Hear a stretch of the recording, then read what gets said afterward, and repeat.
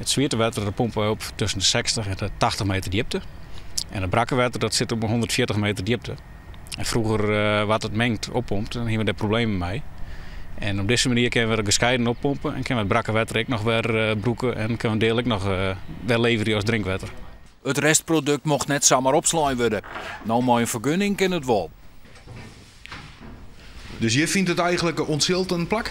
Ja, hier had Vitens met draantechniek in een container deelt zetten. En met deze drukbuizen wordt het water onder grote druk doorheen perst. En dan wordt het skiën in een zwiertefractie en een concentraatfractie waar hogere chloridegehaltes in zitten. En de concentraatstroom die brengen wij weer om in ondergrond op 180 meter diepte. Er is belangstelling uit binnen- en buitenland. De installatie kun je eigenlijk zo op een vrachtauto laden en ergens oorzaak zetten. Dus wij wilden eerst de trein hier zo weer broeken. Maar daarna moesten we ook ergens oors broeken kennen op een andere locatie. Denk aan een Flevopolder delen of een Noordoostpolder.